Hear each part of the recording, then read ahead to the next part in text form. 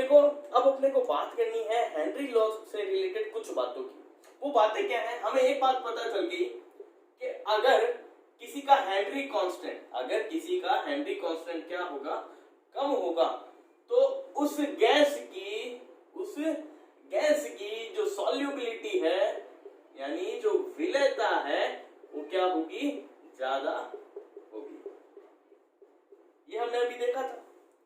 अब हम बात करेंगे वो गैसेस कौन कौन सी है जिनका KH यानी जो हेनरी कांस्टेंट है वो क्या करता है, अलग अलग वेरी करता है। अब खूब सारी मैं यहां पर क्या लूंगा, गैसेस लूंगा जो आपको याद रखनी है, क्योंकि बहुत इंपॉर्टेंट है नीट और IIT के लिए। डायरेक्ट क्वेश्चन पुटअप होगा, आपको कुछ नहीं करना है, एक ऑर्डर याद रखना है, वहीं से अब मैं एक क्वेश्चन भी लूंगा उस पर, वो देखना। अब मैं अगर यहाँ पर वो गैसेस की बात करूं, वो कौन कौन सी गैसेस है, तो मैं यहां लिख रहा हूं फॉर्मल्डिहाइड।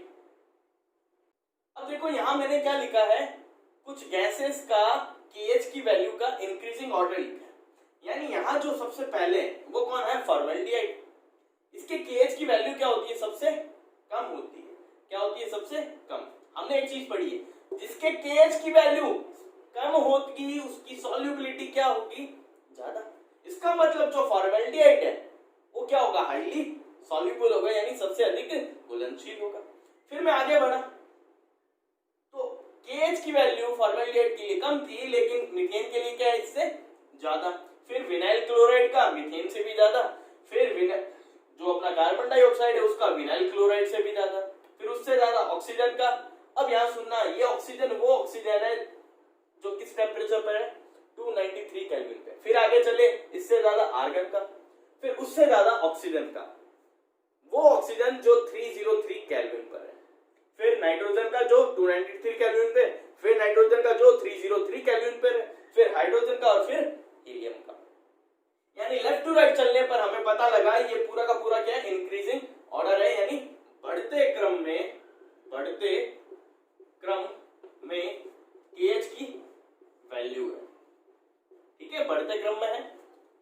अगर बढ़ते क्रम में ये वैल्यूज है तो मैं ये बोल सकता हूं जिसका KH का मान सबसे कम होगा वो सबसे ज्यादा क्या होगी, घुलनशील होगी। KH का मान सबसे कम किसका है, फॉर्मल्डिहाइड का, इसका ये बोल सकता हूं। इसका मतलब ये वाले सारे क्या होंगे, इधर वाले सबसे ज्यादा घुलनशील होंगे।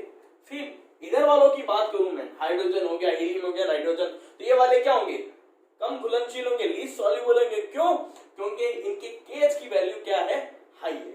इनके KH की वैल्यू क्या है, हाई है। अब आपको ये ऑर्डर ध्यान रखना है भाई साहब, और कुछ नहीं याद रखना।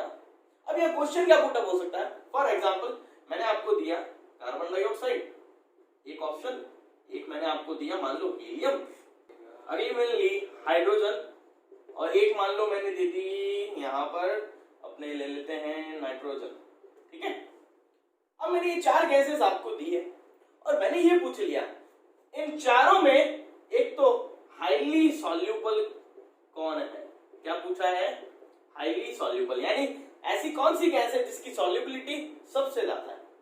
अब आप क्या देखोगे, आप दिमाग में ये रखोगे कि जो भी क्वेश्चन में पूछे, जो भी गैसेस हो हमारे पास, उसमें KH की वैल्यू सबसे कम किसकी है, जिसकी KH की वैल्यू सबसे कम होगी उसकी सॉल्युबिलिटी भी क्या होगी, हाई होगी। अब ऑर्डर को अगर हम देखें, ऑर्डर के अकॉर्डिंग देखो हीलियम सबसे लास्ट में आता है, यानी इसका KH का वैल्यू क्या होता है, हाई होता है। फिर इससे कम हाइड्रोजन का, वो दिख रहा है हमें, फिर नाइट्रोजन, यानी सबसे कम KH की वैल्यू क्या होगी इसकी, यहाँ CO2 का।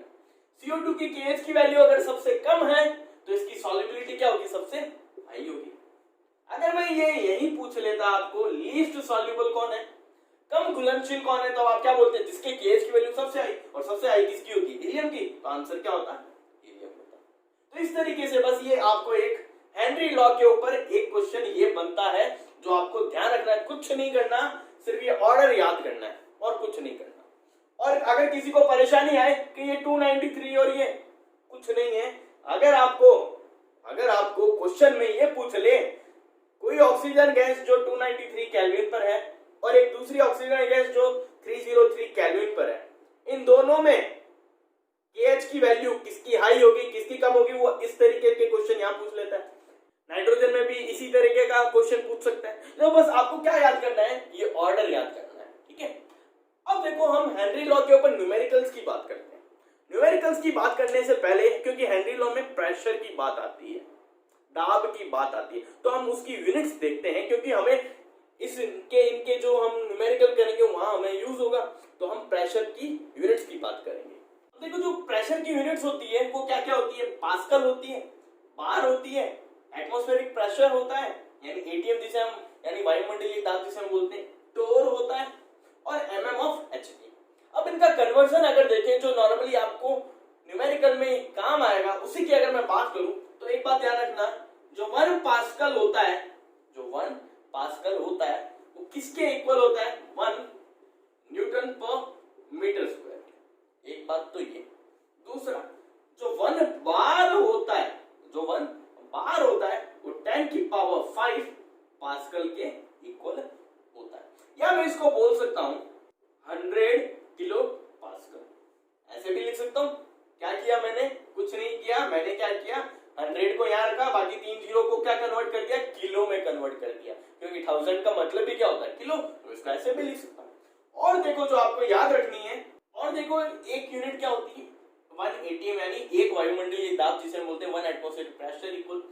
अब जो 1 एटीएम होता है वो किसके इक्वल होता है, 1.01325 बार के भी इक्वल होता है, या मैं इसे बोल सकता हूं 101.325 किलो पास्कल के इक्वल, या मैं इसको बोल सकता हूं 760 mm ऑफ एचजी। अब इसका मतलब समझ लो तुम लोग, अगर किसी को ये नहीं पता 760 mm ऑफ एचजी का मतलब क्या है, तो देखो प्रेशर जो हम मेजर करते हैं in term of height of mercury, वो मेजर किया जाता है मैनोमीटर से। किससे, मैनोमीटर एक डिवाइस है जो प्रेशर को मेजर करती है। इसके अंदर क्या होती है, मर्करी भरी रहती है। क्या होती है, मर्करी। कुछ समझो ऐसे ही, ये वर्टिकल कॉलम हुआ, एक स्तंभ हुआ, इसके अंदर क्या भरी है, मर्करी भरी है, ठीक है। और यहाँ पर रीडिंग्स होती है, जितना जितना मर्करी हाइट, मान लो ये रीडिंग्स है, इतना पे हाइट है, तो यहाँ पर ये रीडिंग नोट कर ली जाती है। जब 760 mm आएगा, मर्करी की हाइट कितनी आएगी, 760 mm आएगी, तो हम बोल सकते हैं तो प्रेशर क्या होता है, 1 atm होता है। कितना होता है, एक वायुमंडलीय दाब होता है। इस तरीके से मेजर करते हैं। अब ये कैसे मेजर की जाती है सुनना, यहाँ पर फॉर्मूला अप्लाई क्या किया जाता है, P बराबर रो जी एच। यहाँ रो यानी जो डेंसिटी है, जो घनत्व है, वो किसका लिया जाता है, मर्करी का, यानी पारे का, जो कितना होता है 13,600 केजी पर मीटर क्यूब, या मैं इसको बोल सकता हूं 13.6 ग्राम पर सेंटीमीटर क्यूब, या आप लोग बोल सकते हो इसे 13.6 ग्राम पर एमएल, क्योंकि हमें पता है सेंटीमीटर क्यूब जो किसके इक्वल होता है, 1 एमएल के भी इक्वल होता है, तो मैं इसको सेम बोल सकता हूं। अब यहां पर क्या करूंगा, ये वैल्यू मैं यहां रख दूंगा। जी की वैल्यू आपको पता है, ग्रेविटेशनल एक्सेलरेशन, जो ग्रेविटी की वैल्यू होती है 9.8 वो रखो, और एच की वैल्यू जो कितनी आती है 760, वो यहां रखोगे तो आपके पास प्रेशर की वैल्यू आ जाएगी। इस तरीके से ये फाइंड किया जाता है, ध्यान रखना, ठीक है। दूसरी बात, जो एक और यूनिट है वो है 1 टोर। जो टोर यूनिट है वो किसके इक्वल होती है, वो इक्वल होती है 1 mm ऑफ एचजी के। यानी ये जो मर्करी की हाइट है, जब 1 mm पर होगी तो जो प्रेशर होगा वो कितना होगा, 1 टोर। ये देखो ये सभी यूनिट्स है, पास्कल हो गया, बार हो गया, ATM, torr, mm of Hg. तो ये आपको याद रखनी है, क्योंकि आप 12th क्लास में हो, तो आपको ये यूनिट्स और इनके कन्वर्जन याद रहने चाहिए। मेनली जो आपको याद रखना है, एक तो ये ध्यान रखना, 1 पास्कल 1 न्यूटन पर मीटर स्क्वायर के बराबर होता है, एक एटीएम वाला और एक ये बार वाला, ठीक है। सिंपल सा है, बस ये ध्यान रखना। टोर चाहे आपको याद रहे ना रहे, वैसे सिंपल है, 1 टोर बराबर 1 mm ऑफ एचजी होता है, तो याद रख लेना, टोर इज द यूनिट ऑफ दाब यानी प्रेशर। अब हम बात करते हैं न्यूमेरिकल्स। देखो फर्स्ट क्वेश्चन आपकी स्क्रीन पे आ रहा है। क्वेश्चन क्या बोल रहा है, पहले उसको पढ़ना शांति से, वीडियो को पॉज करके पहले उसे ध्यान से पढ़ना क्या बोल रहा है। इन सब क्वेश्चंस में मैंने आपको बताया था एक ही फॉर्मूला आपको फॉलो करना पड़ेगा। क्या था, हेनरी लॉ का फॉर्मूला, जो पार्शियल गैस का प्रेशर होता है वो डायरेक्टली प्रोपोर्शनल किसके आ रहा था, मोल फ्रैक्शन। तो यही फॉर्मूला आपको क्या करना है, अप्लाई करना है हमेशा, ठीक है। तो अब यहां पर क्वेश्चन क्या बोल रहा है उसको समझते हैं। वो बोल रहा है हमारे पास क्या है, कार्बन डाइऑक्साइड गैस है, उसको हमने किस में डिसॉल्व किया है, वाटर में डिसॉल्व। जो कार्बन डाइऑक्साइड हमने डिसॉल्व की है उसका हेनरी कांस्टेंट आपको दे रखा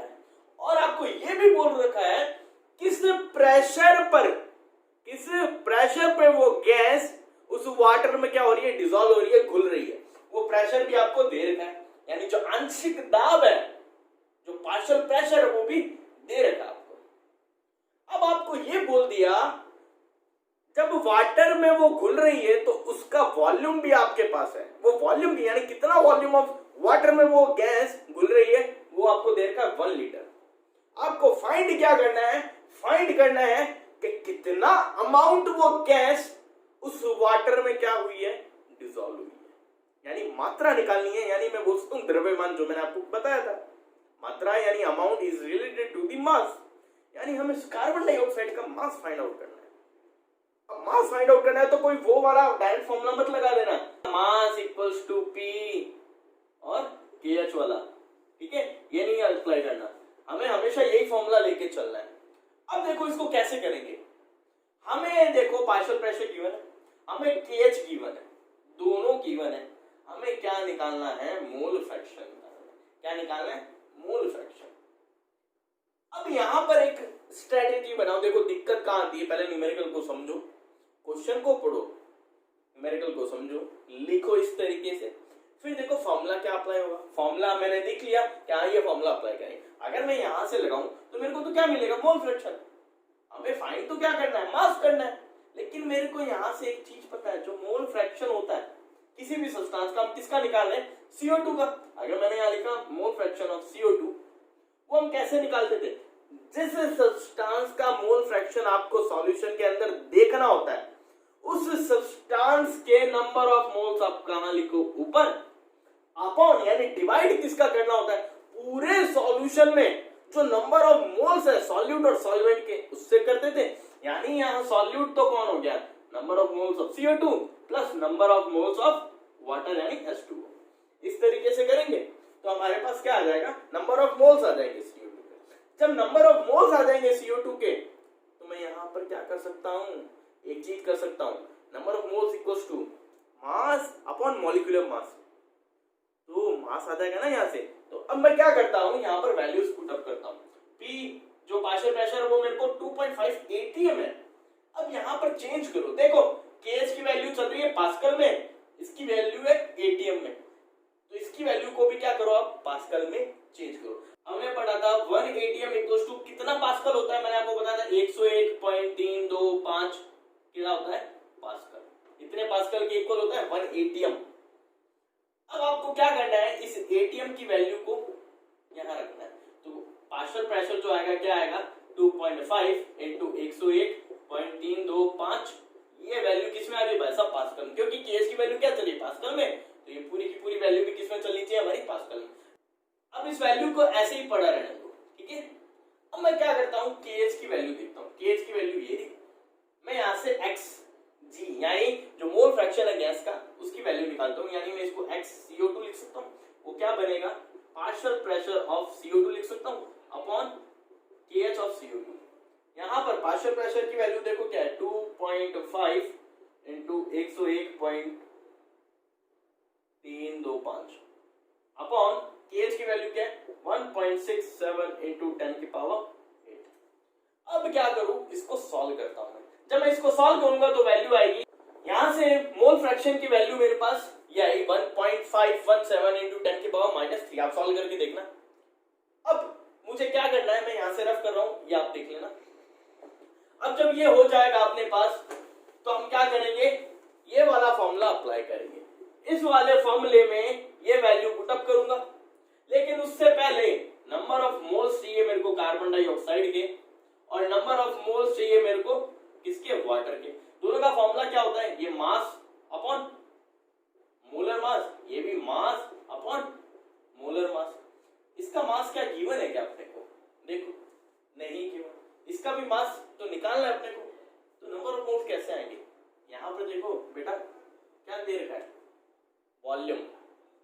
volume is related to density equals to mass upon volume. ये वॉल्यूम किसका है, वाटर का है। किसका है, वाटर का। ये H2O का है। यहाँ डेंसिटी लूंगा, वो भी किसकी लूंगा, वाटर की लूंगा। तो यहाँ जो मास आएगा वो किसका आएगा मेरे पास, वाटर। तो यहाँ पर मैं सिंपली क्या लिख सकता हूं, इसको जब मैं इसे सॉल्व करूंगा तो डेंसिटी मेरे को पता है, वाटर की सबको पता है 1000 होती है, equals to mass of H2O। इसको यहाँ क्रॉस मल्टीप्लाई कराऊंगा किससे, वाटर का वॉल्यूम कितना है 1, तो यहाँ मास ऑफ H2O कितना आया मेरे पास 1000,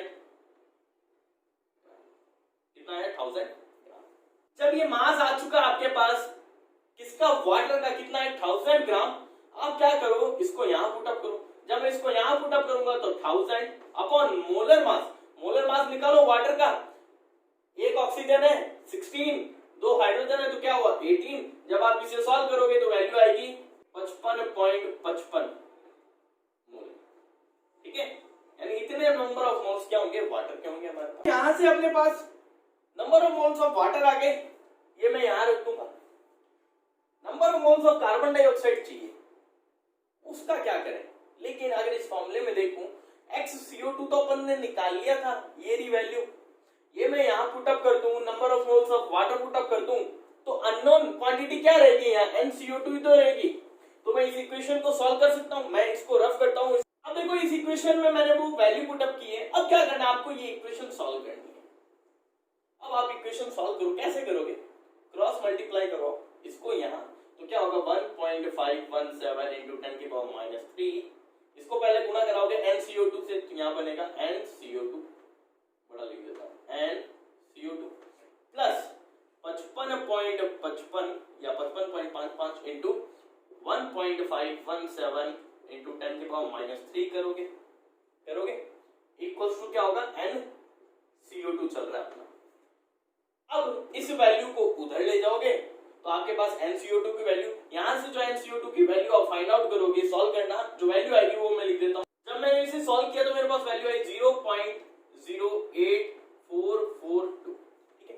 या तो मैं इसको ऐसे लिखूं या मैं इसको ऐसे लिख सकता हूं ना, 8.4 इंटू 10 की पावर, देखो ये मैंने पॉइंट हटाया तो क्या आएगा 1 2 3 4 5 जीरो नीचे जाएंगे, गए, जैसे ही 5 जीरो नीचे गए यहां से ये 2 जीरो हटा दो।